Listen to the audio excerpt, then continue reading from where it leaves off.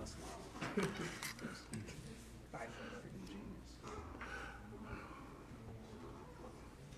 her get up here.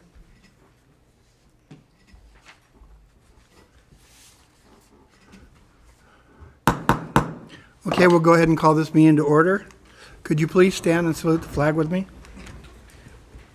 And please remain standing after the salute. Ready? Begin. I pledge allegiance to the flag of the United States of America and to the republic for which it stands, one nation, under God, indivisible, with liberty and justice for all. Right now, we'd like to do a moment of silence for the victims of the wreck on Sutter and over by 33. So we're going to do a 1 minute salute to them and their families.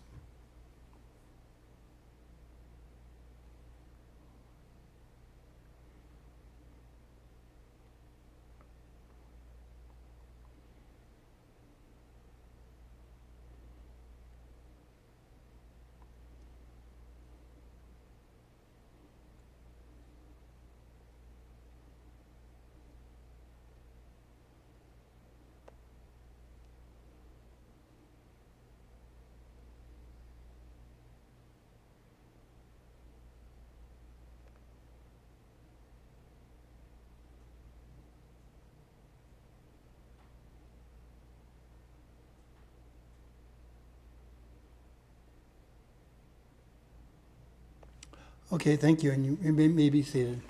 Are there any changes to the agenda? I have none. Council, do you approve the agenda? I'm gonna make a motion. Do I have a second? Okay, the motion's been made and seconded. Roll call, please. Mayor Pro Tem Singleton, Aye. Councilman Atkinson, Aye. Councilman Horn, Aye. Councilman Ramirez, Aye. Mayor Ramsey. I also vote aye. Next, we have awards, presentations, appointments, and proclamations. The first one is certificate of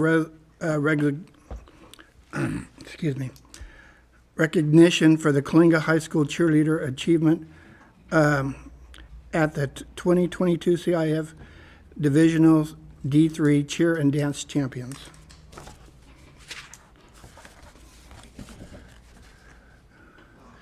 This is a certification of a recognition of making the 2022 CIF Central Section Cheer and Dance Championship awarded to the Coalinga High cheerleaders team. They can't be here tonight because they're in another game. And last time we were trying to get them here, they were in a game then. No, the prom was going on then. So they're all busy kids. So we're going to go ahead and do it tonight, and then we'll send it to them. We'll make sure they get it. Okay, the next one is the National Public Works Week. I'm going to go up down here.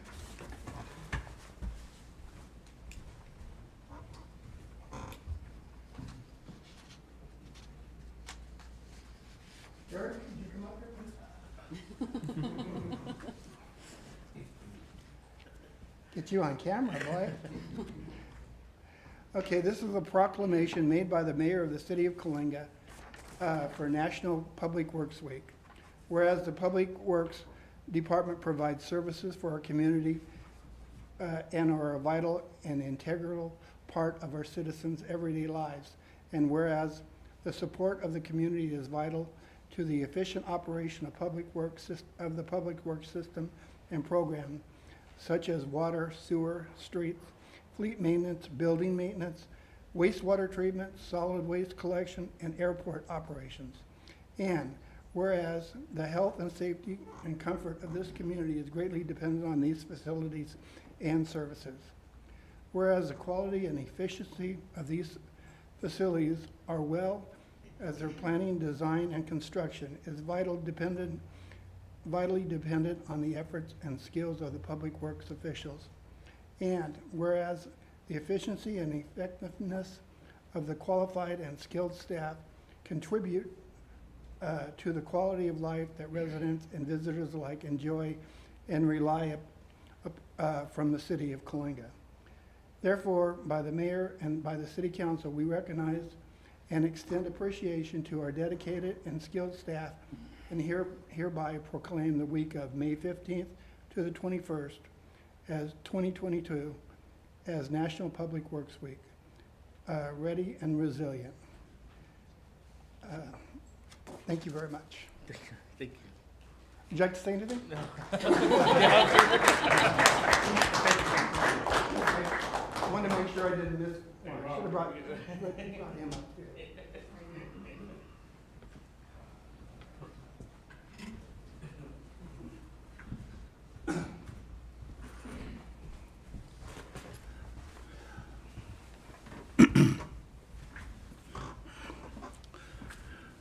Okay, next we have citizens' comments. This section of the agenda allows members of the public to address the city council on any item within the jurisdiction of the council. Members of the public, when recognized by the mayor, should come forward to the lectern, identify themselves, and use the microphone. Comments are normally limited to 3 minutes. And in accordance with state open meeting laws, no action will be taken by the city council this evening, and all items will be referred to staff for a follow-up. Citizens' comments submitted in writing to the city clerk by 5 o'clock on the day of the city council meeting shall be distributed to the city council and included in the record. However, they will not be read. Is there anybody who would like to address the council? I have one. Come on up.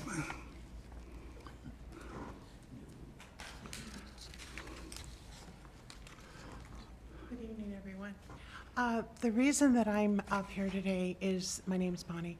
The reason that I'm up here today is that I would hope that the lawns to gardens, turf removal would be addressed.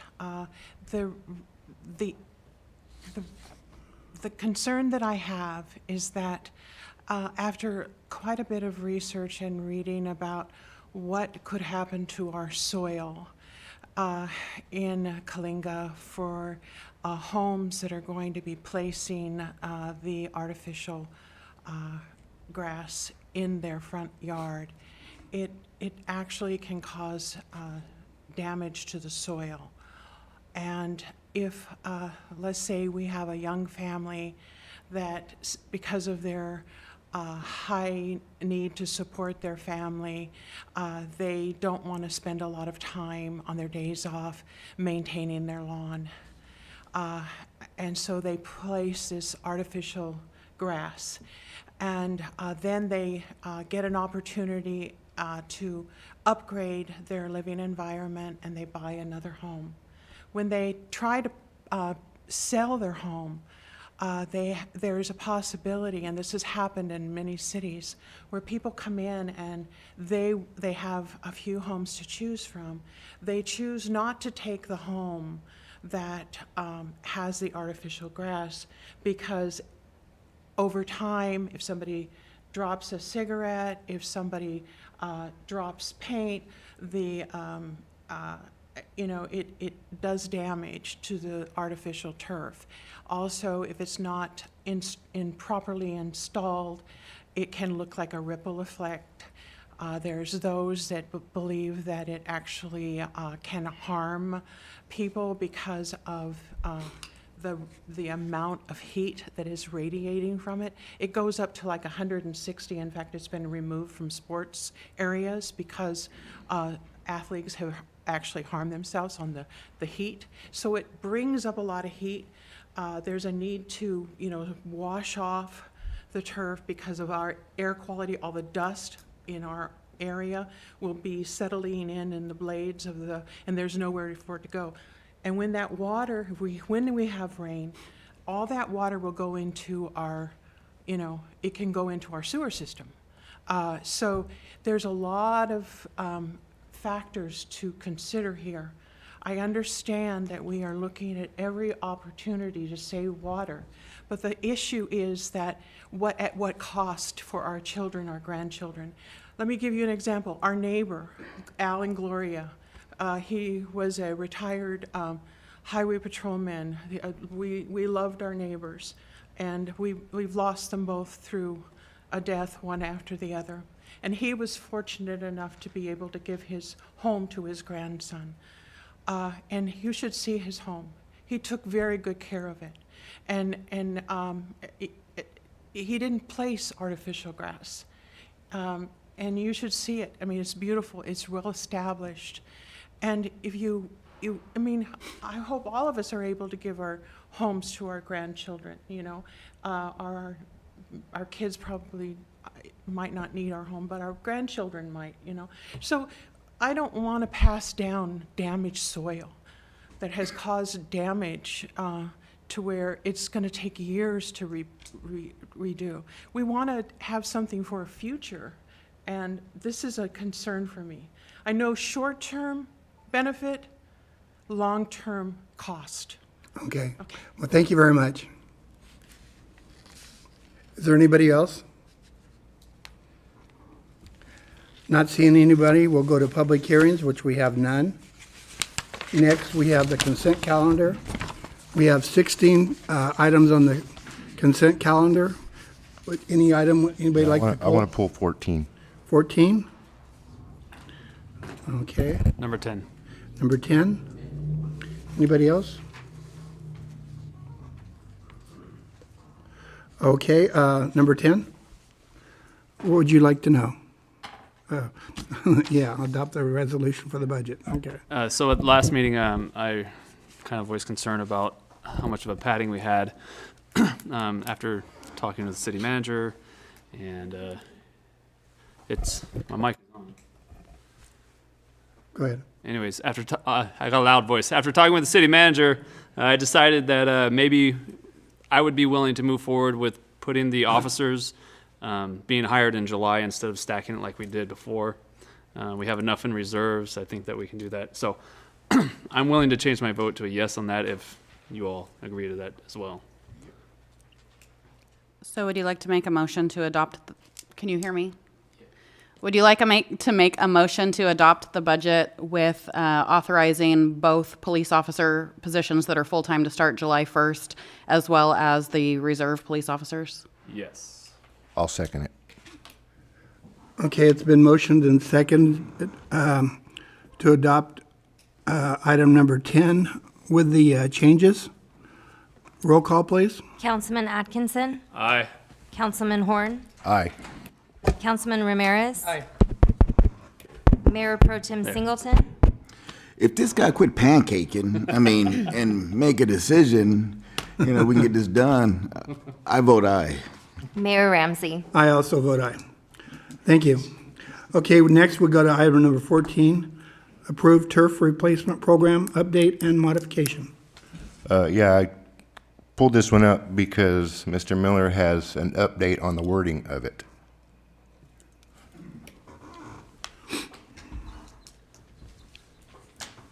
What would you like to know about it? Just like Miss Wilkins was just talking about the AstroTurf, natural or unnatural grass, that's not part of this turf replacement Not at all. explicitly, not the way that it was written. And so far, we've had 45 applicants. 75% of them, if not more, want a synthetic lawn. And the way that it is written, they could only potentially have, 50% of the replaced area, actually be, a synthetic lawn.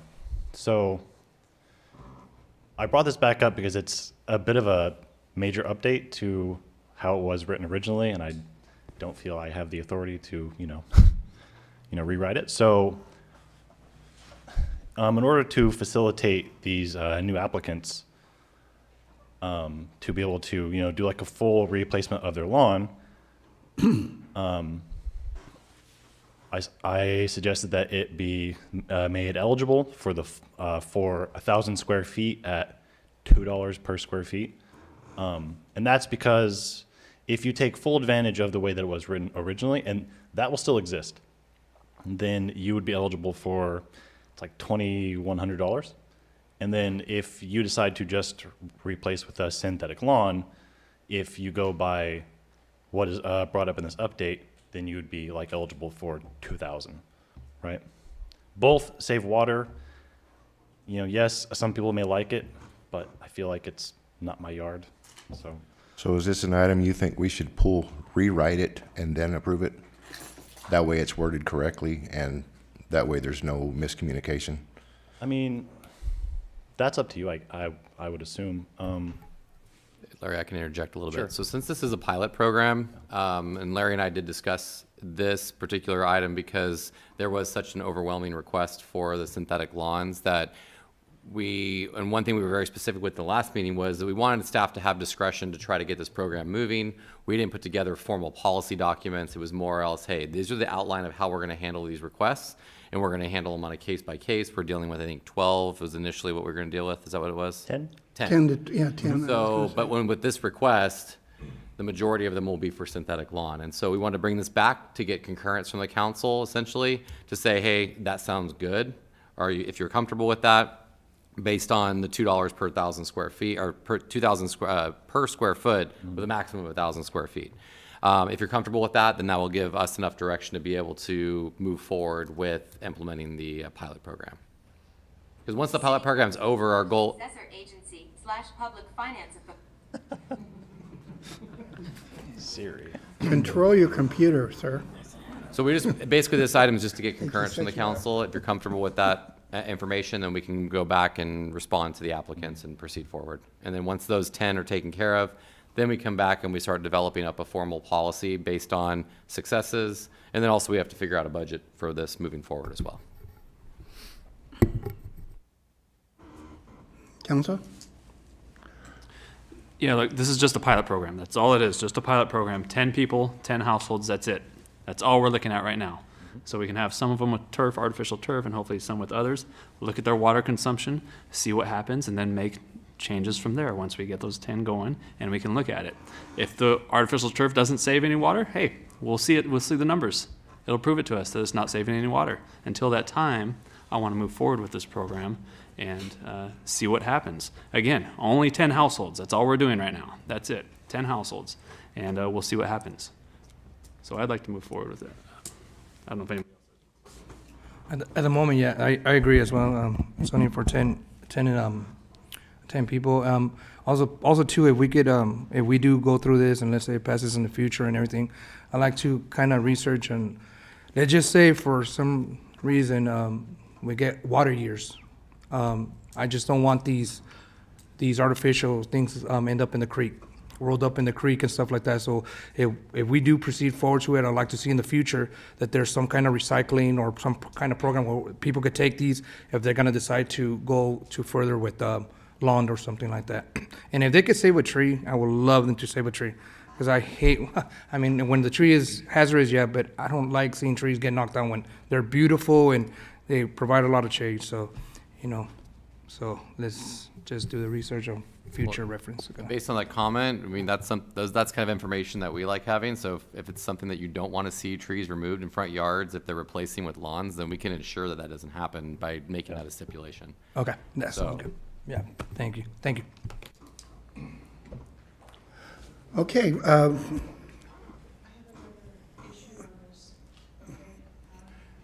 Come on, yes.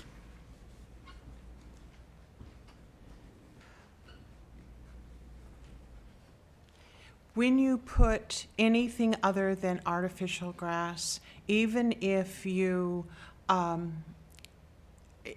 go drought tolerant plants, there is going to be initial uptick of water because you're dealing with puppies here that need a little extra care.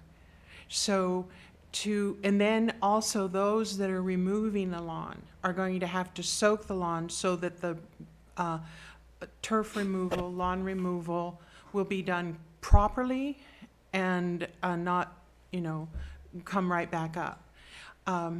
Also, I really appreciate you mentioning landfills because that is a major issue with what happens with this false grass. Really a major issue. Okay, so that needs to be considered. Also, I have an evergreen that's about to die because evergreens need a little extra water and I'm completely not watering my front at all right now. So I will have to have a evergreen removed because it could be a danger to my home. So I have to have that removed in the front. And that's already planned. So, but I am planting a tree, a drought-tolerant tree. Oh, I was gonna say you're letting one die and then planting another one? Okay, thank you. Okay, thank you, guys. Would you like to just leave it under the rest, that one into the rest of the vote? Okay. Would anybody like to make a proposal from 1 to 16, leaving 14 out? I'm sorry, leaving 14 in, All right. removing 10. Oh, I'm sorry, I looked at it wrong. Okay, that. Yes, I'll make a motion to pass consent with 10 out and 14 in. I'll second that. Okay, it's been moved and seconded. Roll call, please. Councilman Atkinson, Aye. Councilman Horn, Aye. Councilman Ramirez, Aye. Mayor Pro Tem Singleton, Aye. Mayor Ramsey. I also vote aye. Okay, we'll go to item number 6, ordinance presentation, discussion, and potential action items. Discussion, direction, and potential action considering a written request from Cause Real Estate to develop the old Kmart property. Marissa? Thank you. So for approximately a year, staff has been working with Cause Real Estate in regard to their plans for developing the former Kmart parking lot. On April 18th, 2022, the city received a written request for a waiver of permit and plan check fees, as well as a low-interest loan in the amount of $3.5 million to help the project move forward. That request is attached to the staff report. Cause Real Estate plans to be in attendance at the meeting. They are both here, both Frank and Dean, to answer any questions that the council may have. Staff's recommendation is to provide support to Cause Real Estate to help the project move forward, but I cannot recommend entirely what they're requesting. Staff would recommend waiving permit and plan check fees and providing a zero interest or low interest loan to Cause Real Estate not to exceed $1 million or appraisal of the Kmart property, whichever is less, secured by a lien on the property. The loan from the city would come from the city's general fund reserve, which currently has roughly $4.7 million that is intended to provide financial security to the city. A loan in the amount of $3.5 million with taxpayer dollars would be too risky to the city because it would only leave us with about $1.2 million in reserves, which would only cover us for a period of approximately 45 days. So they are here if you have any questions that you'd like to ask. It would be my recommendation tonight that if you are in support of providing some form of financial assistance in the form of a loan, that perhaps you could have 2 city council members form an ad hoc committee with myself and the city attorney to draft the language you would like to see in the contract, and then bring that back for council approval at a future meeting, likely at the June council meeting.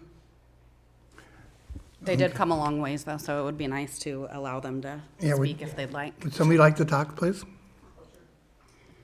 Or both of you come up, yeah.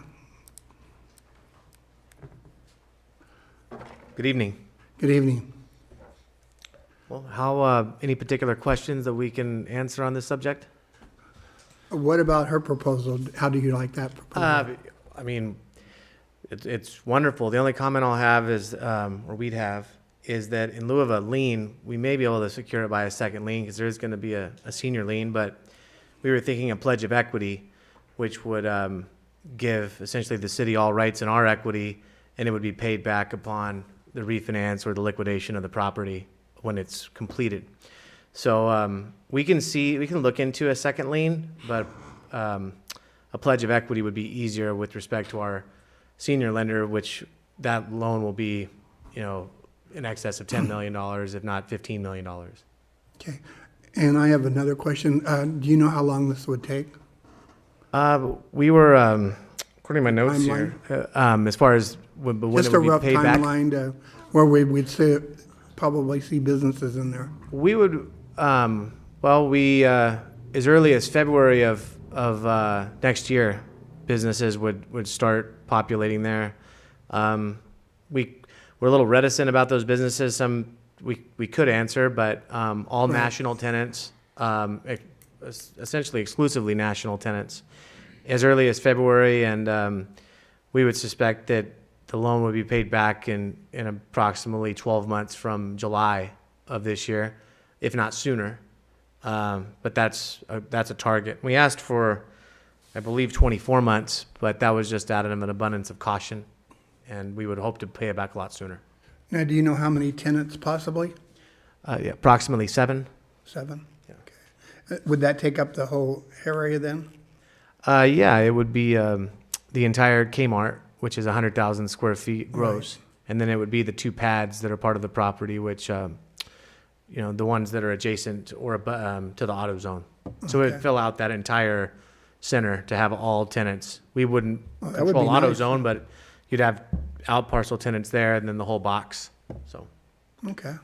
Any other questions from the council? Yeah, what other retail centers have you guys done before? We've done a majority in the valley. We've done some smaller shopping centers in Merced, CVS, Starbucks, Orange Cove. We've done a AutoZone, Dollar General, Burger King. We've done Dollar General in Taft with Grocery Outlet, and I mean, there's more. But Is this the largest one you've? this is, the largest thus far. We've done mostly, the same amount of anchor tenants, but in this retrofit situation, it would be the largest. I would add to it that all of these tenants, either as a developer or as a financing source, we've worked with. So, and it was really important to us to exclusively bring national tenants, because the driver of this center is we want it to be a regional draw for about a 40,000 person population from here on to Avenal to Coalinga. We feel that having national tenants was a way to make it an actual draw, and we're pretty excited about it actually. And we always expected we were going to be able to do it, but it's been a pleasant surprise to get the tenants that we have. And again, we're really excited about it and appreciate the opportunity. And just to add to that, we don't really want to announce the tenants until the leases are signed, but we are in lease negotiations with all the tenants, which would consist of a 20,000 square foot apparel store, a 20,000 square foot grocer, and another retailer that would be a combination of both. So, unfortunately, there's, the way these projects work is it's like an all or nothing scenario, right? You have to fill the whole thing, and then they have co-tenancy. So, this tenant won't go in unless that tenant goes in, and if that guy goes in later, then I don't pay rent. So it's really kind of bringing this all together, and that's really why it takes so long. So, the fact that we're here at the finish line is really good news. We're basically on the goal line. We've got a few things to wrap up within probably the next 30 days. We'll have the leases executed, and then we'll make an announcement, and, we can. That's great. I'm glad you guys came here. Would you mind taking a couple of questions from the audience, as long as they don't ask who the tenants are? Sure. Is there any questions from the audience? I have a question. You had indicated Burger King, Starbucks, we already have that. So what's going to happen to the locations that are already located? No, that's not part of this project. Those are other projects in other cities that we've worked in. Yeah, he can't tell us who they are, but it's probably not any of the ones we have local. Oh, okay. So what kind of commitment do you have for these incoming businesses? And how do you think that you would be able to draw these businesses? Whereas we've had we have hired a group that has been working diligently to bring in business for Coalinga. How do you think that you're going to be able to do it and they weren't?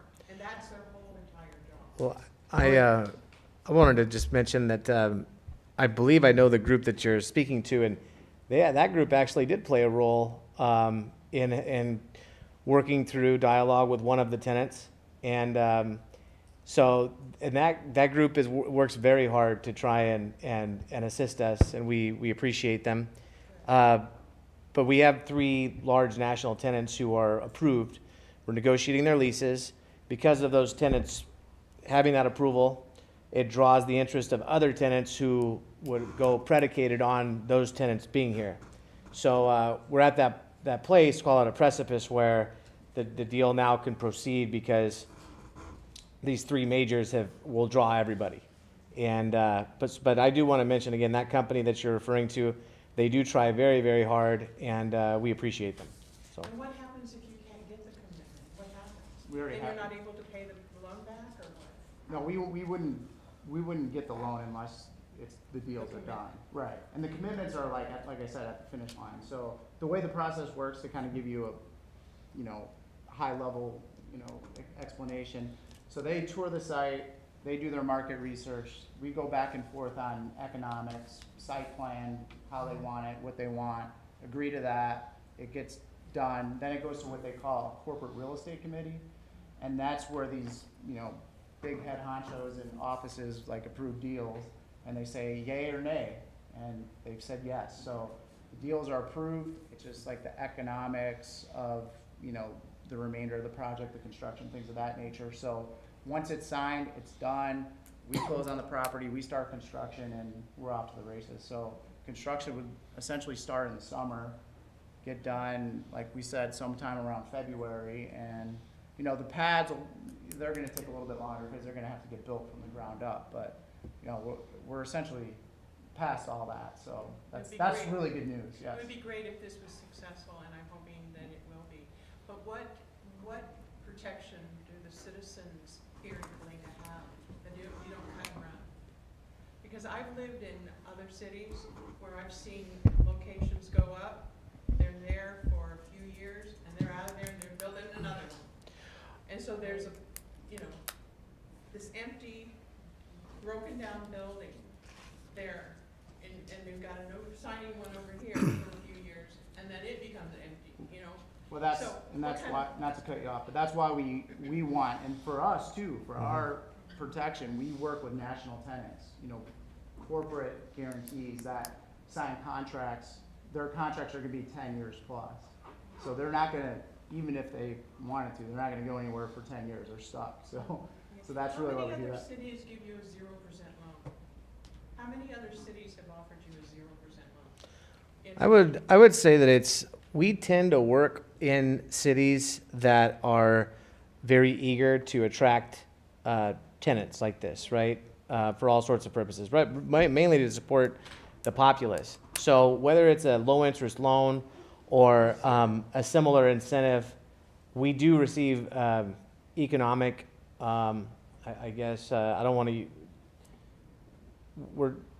to effectuate a deal, we're used to municipalities working with us because we're typically going into municipalities where it may be more challenging to bring tenants here than, say, a market that doesn't have as much challenges, right? Like maybe a larger market. So in the Central Valley, which he and I both have tremendous experience in, we're used to going into towns that desperately want these national tenants, but maybe have a hard time attracting them. And other developers may shy away because they could go into a place and spend 3 or 4 months and maybe have a deal moving. We've been working on this in this go round for a year. And Frank, this preceded me, but you worked on this, how many, 2 or 3 years back or something when it came up or something like that? Yeah, we've looked at it You didn't, before. I think we, honestly, the loan is something that we don't prefer. We've actually, and not to get too technical, in situations where we do ground up, we actually have money that the city actually has funds allocated to give to that project. But because this isn't a ground up, they don't have that. So the next best thing, and really essentially the loan is just to carry some of the costs that, you know as well as I, the construction costs have gone through the roof. Right. And, this particular building, there's some things that came up that we weren't, expecting, like a roof, the roof's gotta get replaced, things like that. But essentially, the city doesn't have money for the infrastructure, right? Because it's already there. So this is kind of like just almost like a pass-through, if you will, to, help as we proceed, gives us a little, time to the interest carry and things like that. it lowers the cost. And I did want to also mention, you guys were talking about artificial grass. We are going to use artificial grass or artificial turf in the parking lot islands. So I hope that scores us some points. Okay, is there any other question? Nathan? Nathan? So I just wanted to comment on this, not really a question, but a comment to the council. This is absolutely a well-needed thing. It's absolutely a normal thing that cities loan these type of establishments. Costco, $4 to $6 million from the city of Hanford.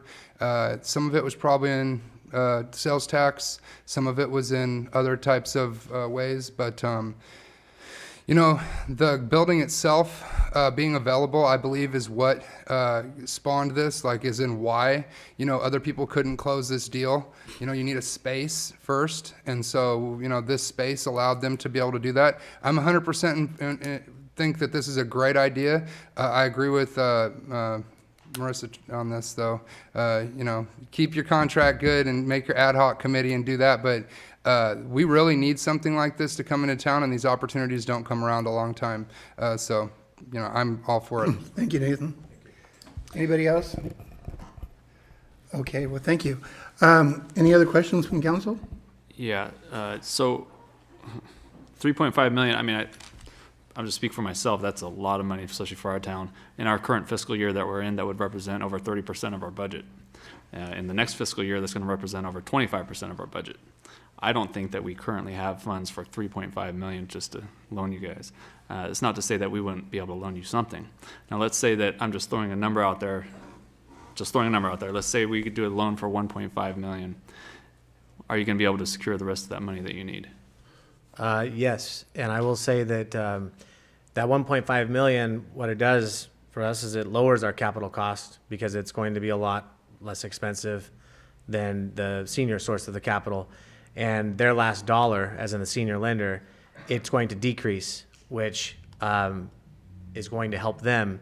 So the answer is we're doing it because there's going to be ambiguous costs that are going to come up within this project, and every time that we can save $150 or $200 or $250,000, it's super, super helpful because there's costs right now that may occur that we don't even know about yet. So we're just being as conservative as we can in order to, you know, ensure that we have all the dollars there. And we're going to implement every possible thing that we can as far as stretching this out. It's tight, and the national tenants, they are national and they are desirable, but they also demand that we give them a lot of money, right, so that they build out their space. And we've fought one in particular for a long time to try and get a deal that made sense.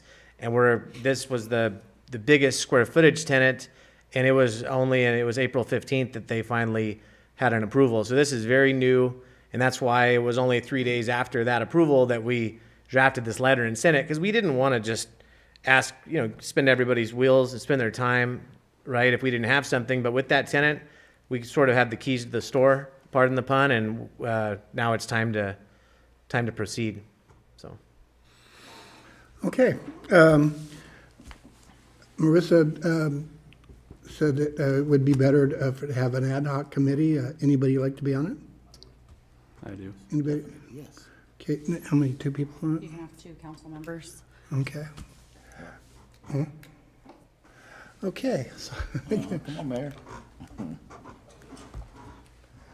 okay, Adam, and It's in Ray's district. you want to do it too? And you want to do it too? You know what? I think I'll just do it myself. And Adam and myself will do it. And so we'll get that, and she'll get a meeting with you guys, and we'll go ahead and do it like that. Okay, well, thank you guys very much, and All right, thank you welcome so much. aboard, Thank and you. hope we can do some business. Yeah, we're real excited. I mean, Oh, well, yeah, you're gonna get working hard. I mean, you're gonna get the whole town excited now, I think. That's the goal. That's the goal. Oh, yeah. All right, thank you. Okay, well, thank you. Okay, next we'll go to discussion and direction regarding commercial vehicle parking.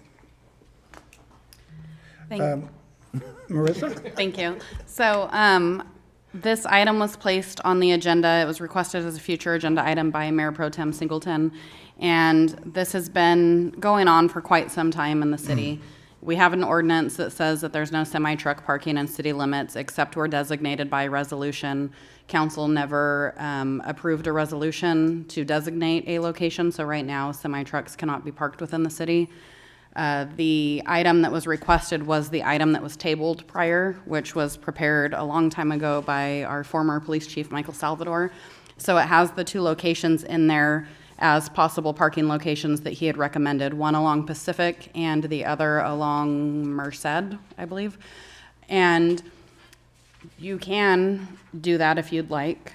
You can choose to still not allow semi-truck parking, or you can designate another location, such as the streets out near the industrial park. I did reach out to some other cities to see what they allow. So I reached out to the city of Hanford, the city of Lemoore, and the city of Avenel. And the city of Lemoore does not designate a truck parking location, but they sort of do by default. So they tell them everywhere they cannot park, which basically means that they can park on the street along the industrial park. The city of Hanford has an item that says that they cannot park within any residential area. And then the city of Avenel has a parking location where they have a paved parking lot and they allow semi-trucks to park. It is city-owned. They charge an annual permit fee, but it's not a recommended approach. The permit fee does not even begin to cover the damage that's been done to the pavement that's there. And the city of Coalinga does not own a property that we'd be able to do that at. So we just need to see what the council would like to do, whether you want to leave it as is with no truck parking, or whether you would like to designate a truck parking location. Okay, would you like to say something? Yeah, I don't foresee continuing where we're at, because, I mean, the trucks are parking everywhere. And if we want businesses like that to come in, we can't just flutter ourselves with semi-trucks that are around us. I think before Kmart shut down, where were they parking at?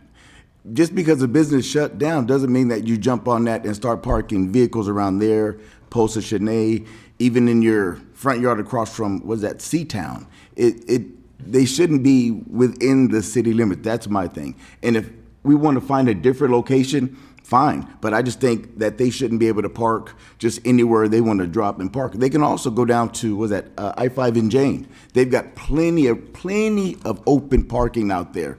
You know, we're not trying to inconvenience them, but we're not trying to make it conveniently to park in certain areas where it's not permitted. I mean, I don't think permitting that is the answer. Anyone else? Personally, I think they should be able to park on Hazelhurst and leave them there.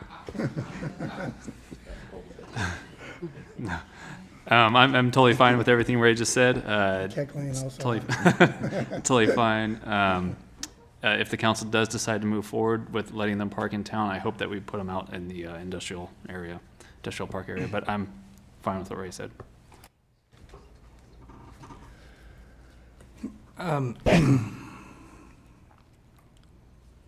Yeah, unfortunately, yeah, we don't have, looking at this, we don't have property to park them. I mean, it's not their fault, they're truckers.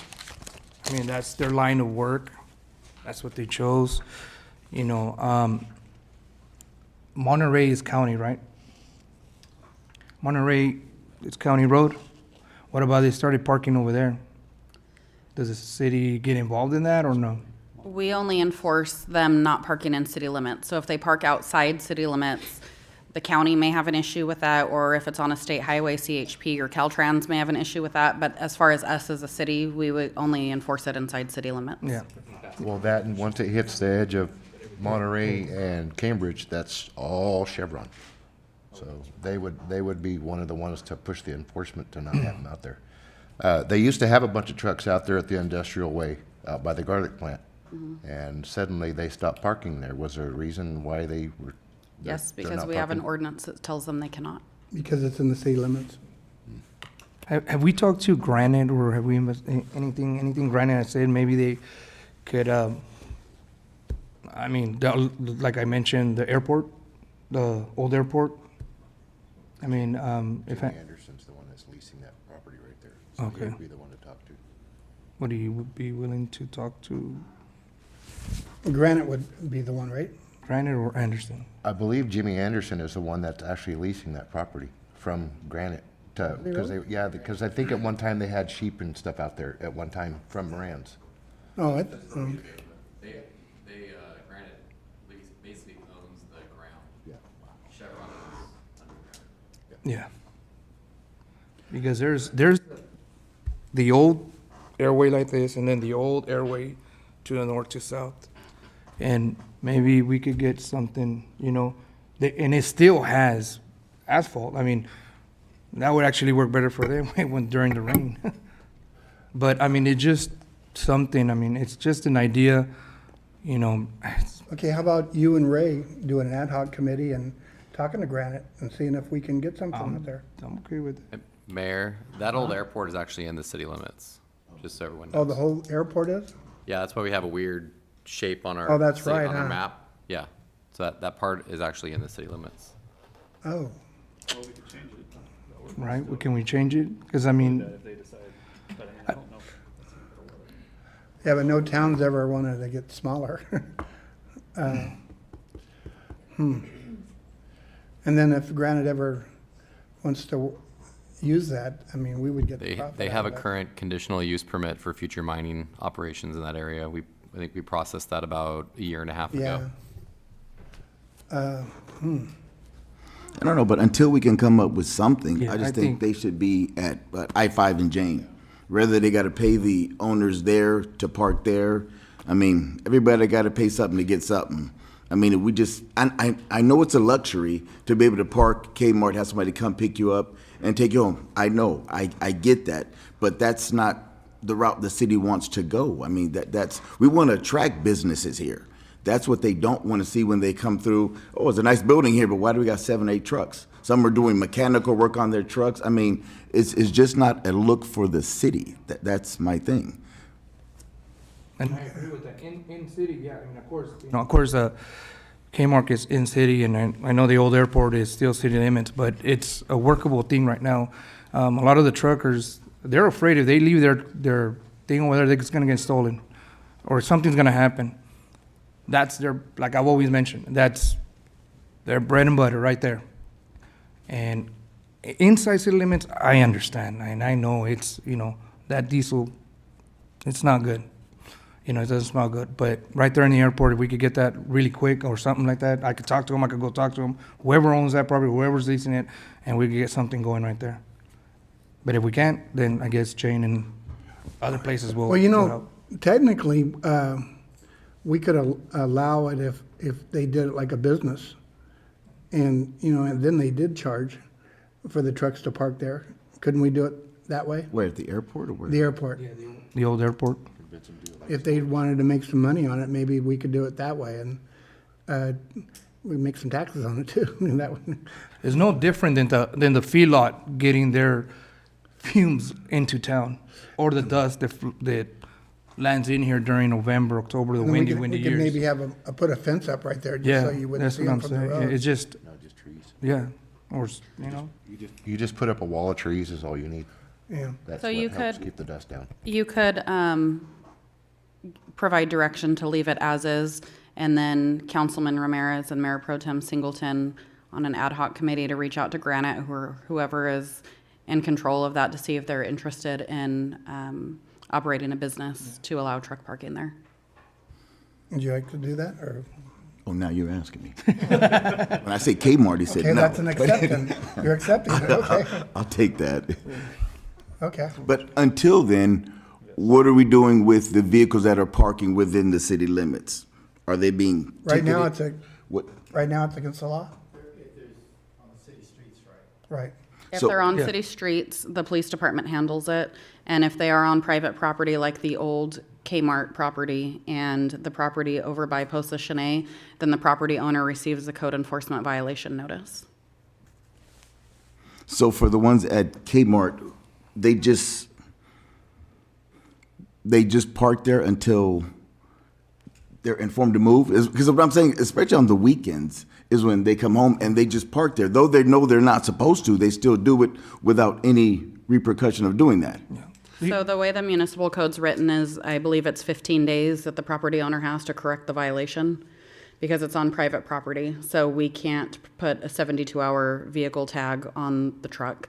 So the code enforcement officer has sent letters out to the Kmart property owner notifying them that they are in violation and they have 15 days to get the problem corrected. And then after that, they receive an administrative citation and a fine of $50 per day for every day that they have a truck parked there.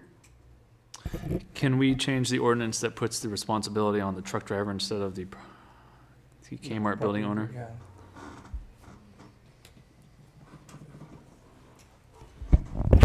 Sorry to tell you, no, I don't think you could. I knew you were going to say that before I even talked I like to you. your ideas, though. Next time, I'll ask. Yeah.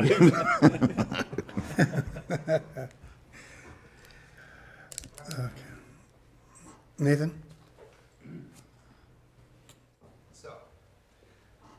One idea would be to create a permit fee, and if they're not, they don't have that permit, then you absolutely can fine those truckers for doing that. You could fine them individually because they wouldn't have the permit through the city. Just an idea. And another idea is you could create a temporary ordinance to allow them, while you're still looking, to park at the industrial place and somewhere like on the right-hand side that wouldn't interfere. That way you could get them off of the place in Post Cheney and get them out of the place in Kmart. It's going to be really hard, though, because how are you going to, in the current situation as it sits, the property owner of Kmart isn't there, so how are they going to enforce not having those trucks there? They'll probably have to put up gates to block the trucks. But The current property owner of Kmart is there regularly. oh, and so how will they stop them from coming in? What do they do? Got to call the police and record them for trespassing? They have, as the property owner, they have the ability to have them towed. They've chosen not to. Okay. Can we like give them some kind of, besides, like the citation, can we give them some kind of notice where it's like, okay, we understand the owner is letting you stay there, but these are the options, or we could start citing them, or like Mr. Wasberg said, a permit. You have the choices. Just put 2 posts and a chain straight across every driveway. So the property owner could choose to do that if he would like to. Okay, I got you.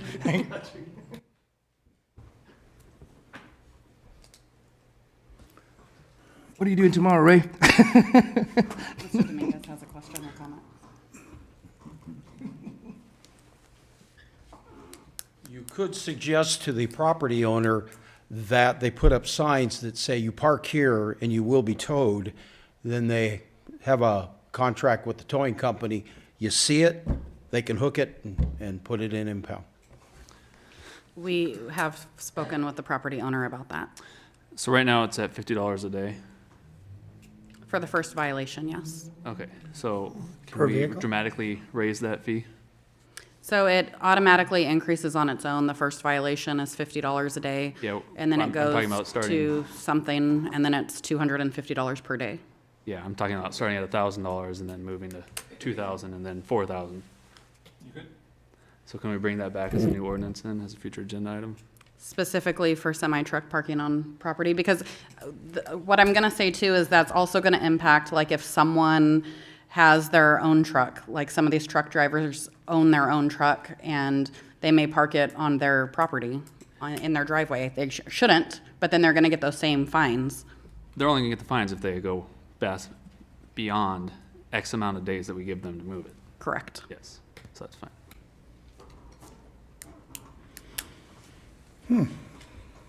Okay, what would you like to do? I think we should wait a little bit until they get out there and talk to Granite before we decide to up it. Yeah, we've tabled it this long, we can go ahead and table it again until you guys come back with a report.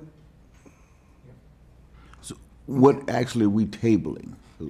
Or table- I believe the consensus is to leave everything as is, where we do not designate a truck parking location, and allow Councilman Ramirez and yourself to meet with the property owner of the old airport to see if they're interested in allowing them to park there. And then once you have that information, it'll come back on the agenda so that you can discuss it again. And then Councilman Atkinson wanted to increase those fines, but I believe what the mayor was saying, or Councilman Horn was saying, was to wait until you guys bring back that information to that meeting to decide about increasing those fines. Sound good? No, but I'll take it. Okay. Okay, so moved. Next is, okay? Okay, next is discussion and direction of potential action items related to commercial cannabis indoor cultivation taxes. Sean? Thank you, Mayor and Council. This was a future agenda item requested by Councilman Atkinson, requesting an adjustment to the city's tax rates for indoor cultivation. Staff's prepared a resolution for council should you wish to make the recommended changes requested by Councilman Atkinson. The city currently charges $7 per square foot of canopy for commercial cannabis indoor cultivation and $2 per square foot for canopy for indoor nurseries. Councilman Atkinson requested the rate be adjusted so that it does not impact existing tax revenue, but lowers the rate for scalable projects. So the request was for indoor cultivation to stay at $7 per square foot up to 20,000 square foot of canopy, and then anything beyond that 20,000 square foot of canopy would be cut in half at $3.50 per square foot. And kind of the similar concept for nurseries, where nurseries would go from $2 per square foot up to 10,000 square feet, and then $1 per square foot for anything over that 10,000 square foot. And so I do have a couple alternatives if you guys want to amend those numbers, take no action, or adopt resolution 4085, which would make those go into effect upon adoption of the resolution for operating. But right now, we don't have any current operations operating under the 20,000, or over, I guess I wrote under, but I think it's over the 20,000 threshold. So it wouldn't have any direct impact on current revenues if we adopted this. It would just kind of potentially entice more businesses for expanding. Any questions? Thank you very much. Any questions? Yeah, I got a quick question. One of the buildings that's getting ready to be put up out at the industrial, isn't that 50,000 square foot? Yes, but it's based on canopy. I think currently Next Green Wave, who operate the 36,000 square foot building right now, is only under about 16,000 square foot of canopy, even though it's about half the size of the building. They operate a nursery, and then there's also distribution in that facility and packaging.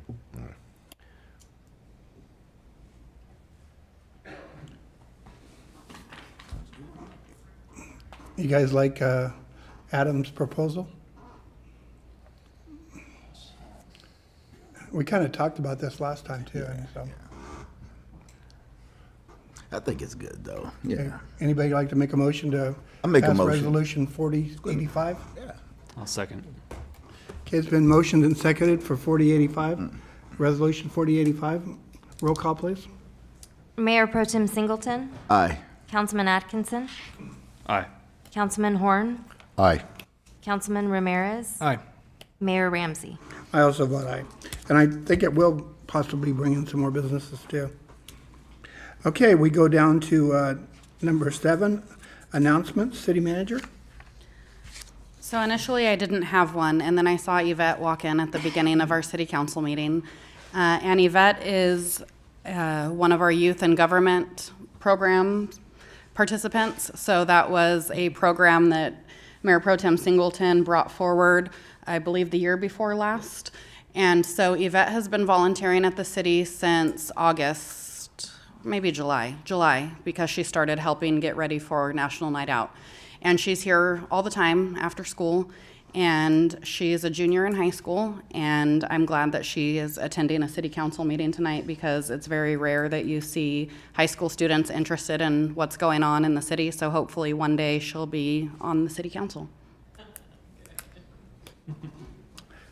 Hi, Yvette. I hope you're in Ray's district because you can beat them. She is actually in his district.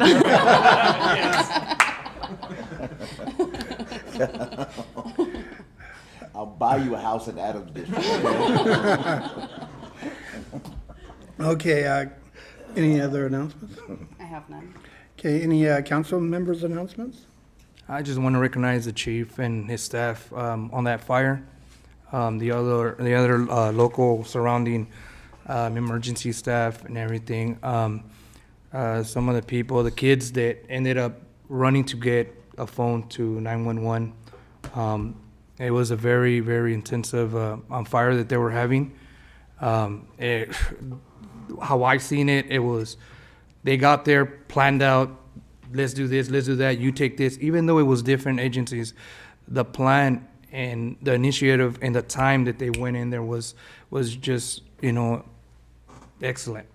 And, I'm glad that we have that staff now, because it could have gone worse.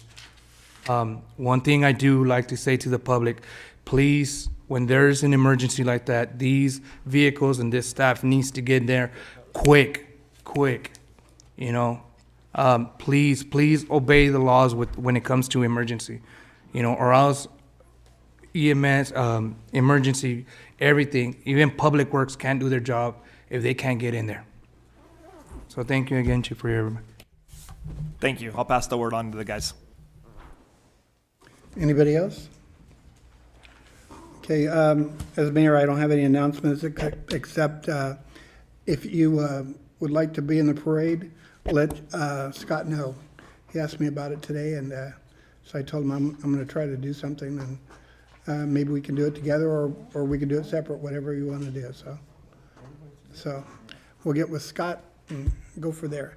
And anybody else would like to be in the parade this year, get a hold of Scott. He's trying to make it one of the best parades ever again, so. Actually, there probably is one more thing. For the 4th of July fireworks, that the rec department is actually helping us with it or taking it over. So the We're city assisting them. is sponsoring the fireworks show. We have it in the budget. And they are running the event. So they'll be in control of the food vendors and any activities that are going on out there. And it will also be held at the sports complex on Saturday, July 2nd. And I believe it starts at 4 p.m. You probably shouldn't yet, but do we know if the budget has changed or if it's the same as it was last year for the fireworks? For the fireworks, I know that I already signed the contract based on what council approved, and it was under what we budgeted. But I don't recall if it changed from last year to this year. Okay, any future agenda items? Okay, we don't have any closed session items, and there's no report to go, so this meeting is adjourned. Thank you guys for coming.